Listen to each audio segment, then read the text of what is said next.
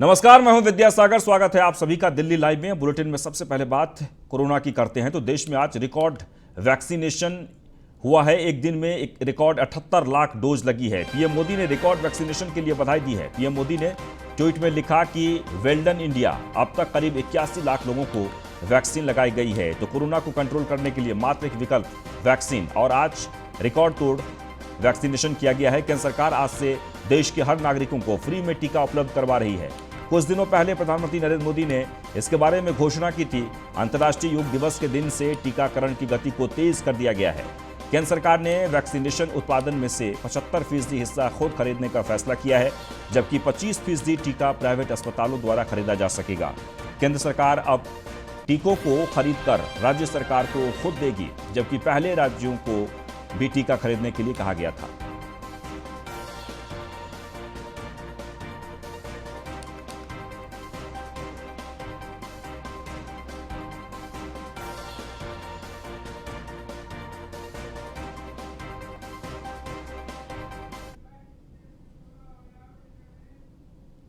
वहां रिकॉर्ड टीकाकरण पर प्रधानमंत्री नरेंद्र मोदी ने ट्वीट किया है कि आज के रिकॉर्ड तोड़ टीकाकरण संख्या खुश करने वाली है।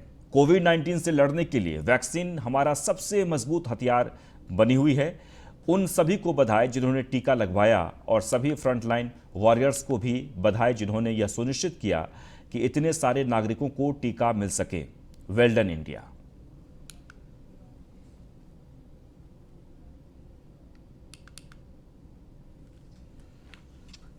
और हमारे साथ इस वक्त हमारे एसोसिएट एडिटर ब्रजेश श्रीवास्तव जी जुड़ गए हैं। ब्रजेश जी, लगातार टीकाकरण यानी टीका ही एकमात्र उपाय है कोरोना से बचाने के लिए, और इसलिए केंद्र सरकार लगातार तेजी से वैक्सीनेशन कार्यक्रम जो है चला रही है।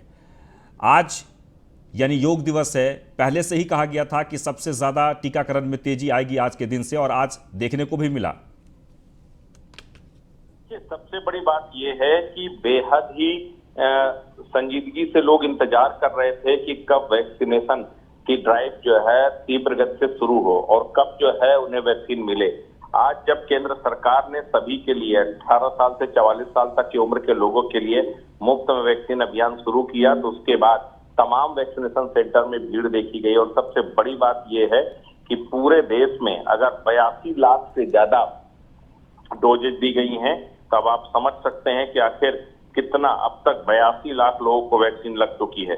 तेजी के साथ आज जब खुला तो जबरदस्त तरीके से भीड़ उमड़ी और अलग अलग जगह पर लोगों ने वैक्सीनेशन कराया।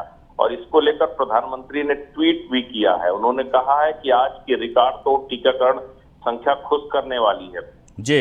और दरअसल कोविड-19 से लड़ने का एकमात्र इस वक्त जो विकल्प है या फिर समाधान है, वो सिर्फ वैक्सीनेशन ही दिखाई दे रहा है। बिल्कुल। और यही वजह है कि जी, और अगर यही रफ्तार रही तो आने वाले 1.5 से 2 महीने में पूरे हिंदुस्तान वैक्सीनेट हो जाएगा। बिल्कुल, देखिए यही सबसे बड़ी बात है। थर्ड वेव की बात की जा रही है। बात की जा रही है कि अगले जो है 5-6 सप्ताह में थर्ड वेव आ सकती है, और थर्ड वेव को बेहद ही खतरनाक बताया जा रहा है। ऐसे में अगर ओवरऑल देखा जाए तो ये वैक्सीनेशन ही एकमात्र विकल्प है। और जिस तेजी के साथ वैक्सीनेशन ड्राइव शुरू की गई, जिस तेजी के साथ लोग वैक्सीन लगवाने के लिए आ रहे हैं, वो अपने आप में काबिले तारीफ है और यही एकमात्र विकल्प भी है। जी, चलिए, बहुत बहुत शुक्रिया।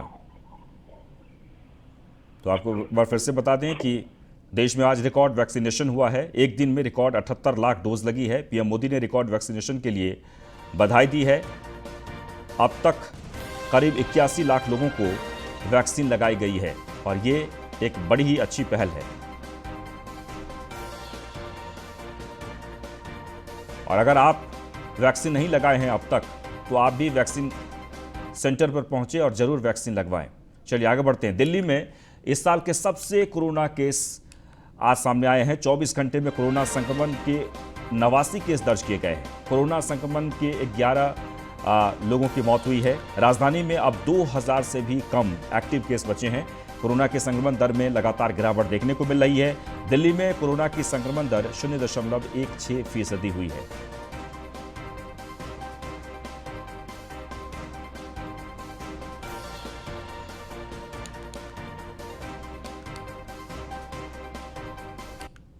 आगे बढ़ते हैं। केंद्र और आप सरकार में वैक्सीनेशन पर रार जारी है। डिप्टी सीएम मनीष सिसोदिया ने केंद्र से मांग की है कि दिल्ली को 2 महीने में चाहिए लगभग 2 करोड़ 30 लाख वैक्सीन डोज। विज्ञापन नहीं, वैक्सीन दे केंद्र सरकार।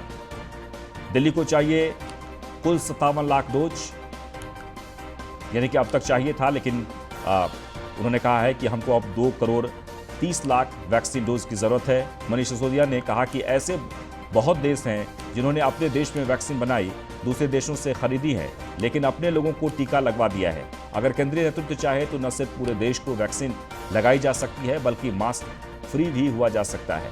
लेकिन हमारे देश में वैक्सीन का संकट है। पहले इमेज मैनेजमेंट के लिए सरकार विदेशों में वैक्सीन भेजती रही, फिर कहा कि राज्य सरकार ग्लोबल मार्केट से खरीदे, फिर कहा गया कि 21 जून से केंद्र सरकार राज्य को वैक्सीन उपलब्ध करवाएगी। दिल्ली के डिप्टी सीएम ने कहा कि दिल्ली के 92 लाख युवाओं और 57 लाख 45 प्लस को वैक्सीन लगनी थी। कुल 2 करोड़ 94 लाख डोज की जरूरत थी। केंद्र से मुफ्त और खरीदी जाने वाली वैक्सीन मिलाकर दिल्ली को अब तक कुल 57 लाख डोज वैक्सीन ही मिल सकी है।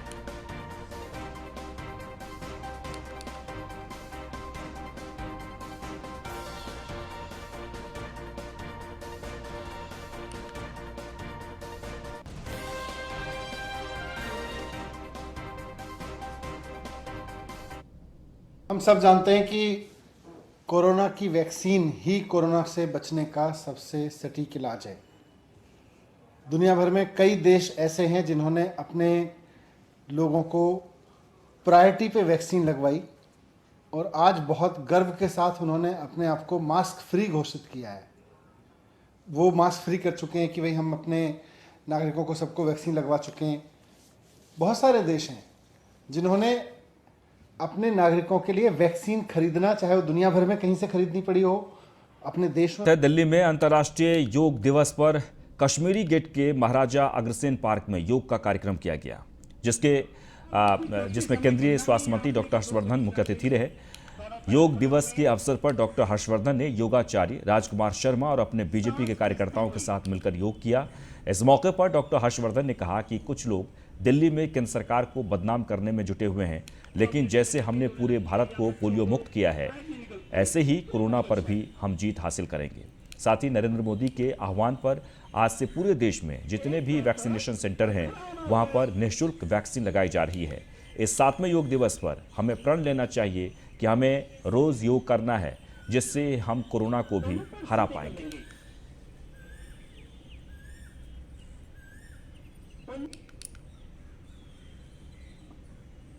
कपालभाति करते समय गिनना नहीं है आपने कि 2 करी 4 करी, दोनों पैर खुले होंगे,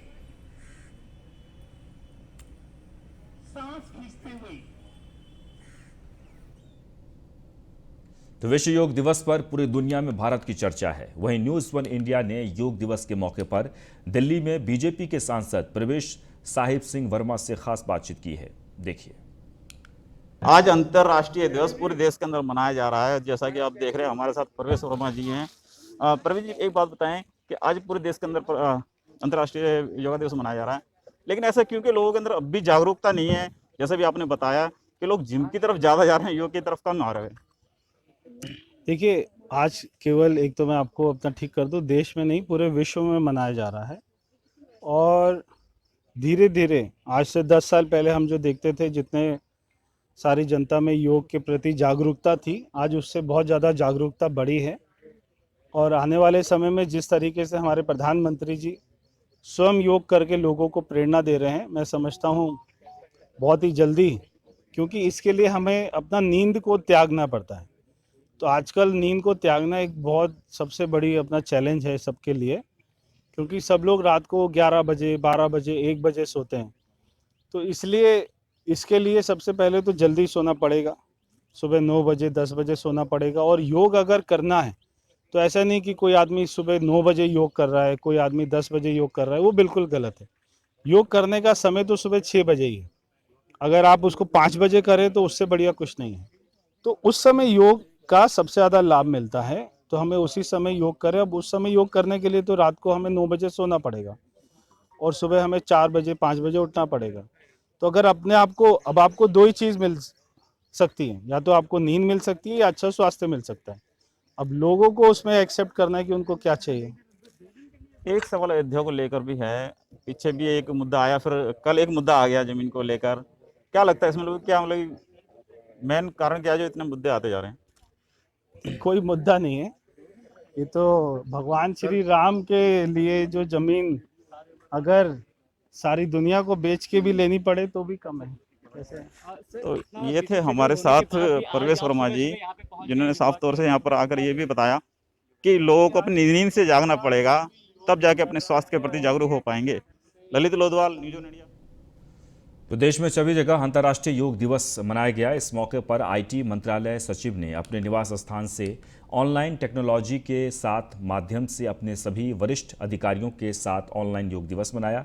वहीं आईटी सचिव ने बताया कि पहले हम एक जगह एकत्रित होकर योग मनाते थे, उसी तरह अब हम सभी लोग टेक्नोलॉजी के माध्यम से योग शास्त्री उसी तरह से गाइड करते हैं और इसी क्रम में हम योग कर रहे हैं। मौजूद आईटी और इलेक्ट्रॉनिक प्रौद्योगिकी मंत्रालय के सचिव अजय सानी जी हमारे साथ इस समय मौजूद है। हम इनके निवास स्थान पे आज अंतर्राष्ट्रीय योग दिवस इन्होंने मनाया है। हम बात करेंगे अजय सानी जी, इस वक्त किस तरीके से जो पैंडेमिक चल रहा था उसके बाद आपने जो योग दिवस आज अंतर्राष्ट्रीय योग दिवस मनाने के समय हमारे मंत्रालय में मोरारजी देसाई इंस्टीट्यूट से एक योग शास्त्री जी ने हमें आज अच्छी तरह से योगा मुद्राएं और क्रियाएं कराई और सभी आसनों को कॉमन योगा प्रोटोकॉल के माध्यम से हमें फिर से अवगत कराया। जब पैंडेमिक चला इससे पहले लार्ज स्केल पे ये अंतर्राष्ट्रीय योग दिवस मनाया जाता था। पैंडेमिक के बाद सभी ने वर्चुअली और अपने अपने घरों में बड़ी पीसफुली योग दिवस मनाया गया। ये टेक्नोलॉजी का बहुत अच्छा इस्तेमाल किया जा रहा है कि इससे पहले इकट्ठे मिलकर जो हम योगा करते थे उसी तरह की सुविधा अब टेक्नोलॉजी के माध्यम से हमें योग शास्त्री उसी तरह से गाइड करते हैं, उसी तरह से हमें बताते हैं कि किस क्रम में इन सब क्रियाओं को, इन सब मुद्राओं को, इन सब आसनों को किया जाए। और ये मैंने देखा है कि पिछले कुछ महीनों में घर घर में योगा का इस तरह से प्रचलन हुआ और ये हमारे सबके लिए बहुत ही अच्छी चीज़ है, जिसमें कि संक्रमण होने का भी कोई पॉसिबिलिटी नहीं है और योगा की जो फायदे हैं, जो लाभ हैं, वो भी हमें सबको मिल पाते हैं। धन्यवाद सर। तो ये थे हमारे साथ आईटी और प्रौद्योगिकी मंत्रालय के सचिव श्री अजय सानी जी। हमने इनसे बात करी किस तरीके से जो आज की टेक्नोलॉजी के माध्यम से सभी लोगों ने घर घर में योग दिवस, अंतर्राष्ट्रीय योग दिवस मनाया है। कैमरामैन। वह दिल्ली के सोनिया विहार के एनडीआरएफ पार्क में आज योगासन का कार्यक्रम रखा गया। इस कार्यक्रम में खासियत रही कि यमुना किनारे इस कार्यक्रम का आयोजन हुआ, इसलिए पानी के अंदर भी योग किया गया, जो अपने आप में एक अद्भुत नजारा था। इस कार्यक्रम में पूर्वी दिल्ली के सांसद मनोज तिवारी, युवा मोर्चा अध्यक्ष वासु रुखखड़ समेत बीजेपी के कई कार्यकर्ता मौजूद रहे।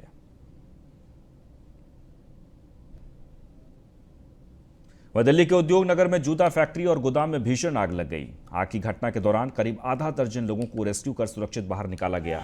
वहीं दमकल की 2 दर्जन से ज्यादा गाड़ियां मौके पर आग बुझाने में लगी रही। वहीं अभी तक आग लगने के कारणों का पता नहीं चल सका है।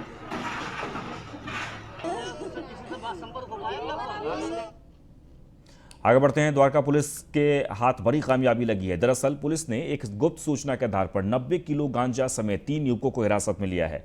पुलिस को इनके पास से एक कार भी बरामद हुई है। बताया जा रहा है कि सूचना के आधार पर पहले पुलिस ने पेड़ना बस्ती, झटीकारा रोड और रेवाला खानपुर के पास नशा माफिया को पकड़ने के लिए जाल बिछाया और अवैध गांजा के सैकड़ों पैकेट के साथ 3 नशा तस्करों को गिरफ्तार किया। पुलिस टीम के एंटी नार्कोटिक्स सेल ने एसीपी विजय सिंह के नेतृत्व में हमेशा कोशिश रही है कि जितने भी ड्रग्स के मामले हैं उन पर लगाम लगाई जाए। ऐसी दिशा के तहत एक सीक्रेट इंफॉर्मेशन के आधार पर और इंटरसेप्शन के आधार पर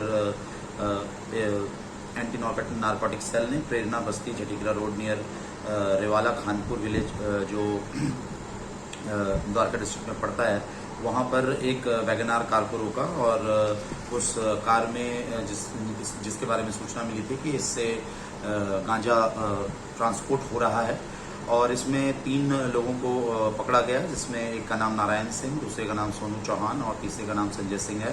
ये 30 साल, 26 साल और 30 साल के हैं। ये ओरिजिनली कासगंज यूपी के रहने वाले हैं। पुलिस टीम के एंटी नारकोटिक्स सेल ने एसीपी विजय सिंह के नेतृत्व में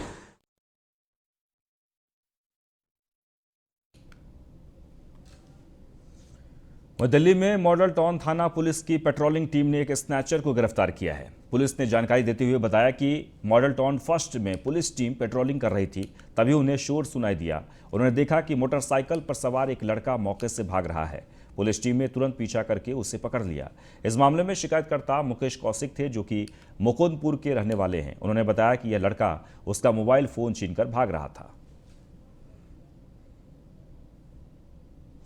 और इसी के साथ ही इस बुलेटिन में बस इतना ही, लेकिन आप बने रहें न्यूज़ 1 इंडिया के साथ। नमस्कार।